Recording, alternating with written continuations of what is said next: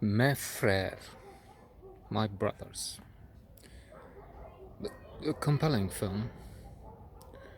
One could, maybe should think of stories that have had a great impact, much greater impact actually.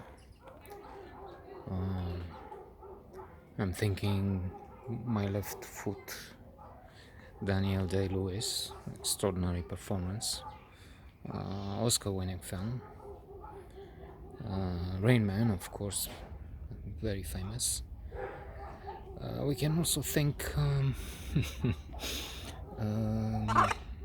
extras, series with and by the hilarious Ricky Gervais, in which, in one episode, they mock this idea of the film with disabilities, challenges, special needs, whatever they're called politically correct today. In that, Kate Winslet, it's herself. Well, a parody of her real character, but more or less herself.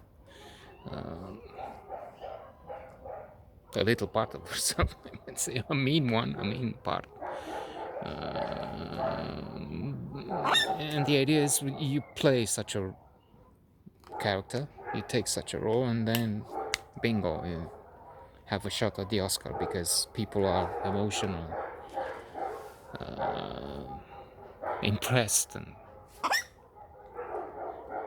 affected by that, and they reward the actor doing this. There's also the case of Eddie Redmayne. Of course, different there. I mean, somebody trapped in a wheelchair, but with a brilliant, one of the best minds in the world. So, Mes Freres may make the different argument, because as far as I can tell, it went more or less unnoticed. So you can have this kind of story, somebody that ends up in a wheelchair, maybe even tries to commit suicide. I keep avoiding a spoiler alert, but I don't know why, because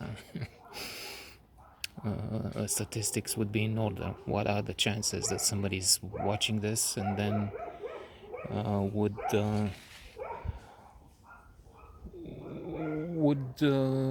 consider looking for the film, finding it, which is in itself an improbability, and be upset, damn, I found the film, I've seen this note, but what can I do because this guy told me what's happening at the end. Nobody reaches the end here, so what are we talking about? Yeah, I should go for this, because I mean, it's this, why not take advantage of this unique, rare, what's the call, niche we have here. It's only us. I mean, doing this, enjoying this for ourselves. Why not? Party. Yeah, it's compelling in that you have an accident, you have somebody who dies, you have a blind man, you have somebody else in a wheelchair, and his idea of suicide, going to the sea and getting into it because he cannot move anymore. He has to be fed by his brother, son frère, mes frères. That's the two in the title. Impressive. I mean, I'm gonna cry. No, I'm being sarcastic and mean here, but it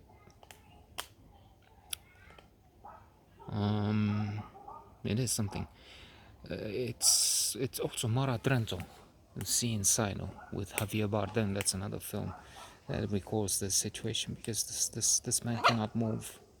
Well, also I mentioned My Left Foot. In My Left Foot, the Daniel Day-Lewis is that painter who ends up painting with his left foot. That's something he can move. This man this brother in the film does not. And once at the sea, he decides to try and drown himself because he cannot swim, he cannot move. And I've seen something where it's a South American film, Colombian or something, where also the character, appalled, crushed by the fact that he cannot move, asks, he cannot do it himself, asks his, is it his mother?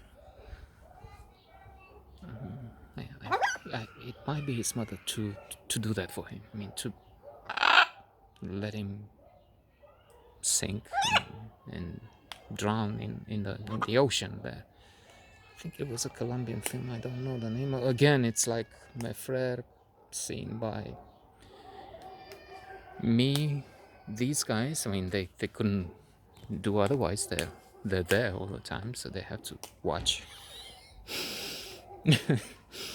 And maybe you know, few people. Okay, let's not make this as if this is the sorriest, most depressing thing in the world. It's not. They've done a good film, and they surely had an audience. Now it's on Cinemax. That's where we've seen it. So there you go. You have a public, and it doesn't have to be, and it cannot be the public of the Southern Belt in America. Over there, they love Trump. They don't go for French fries and French movies. I mean, they wish for something else. So it's catch-22 in some ways, in the sense that you make a touching, intelligent film that's destined for an audience that prefers Fast and the Furious. Okay.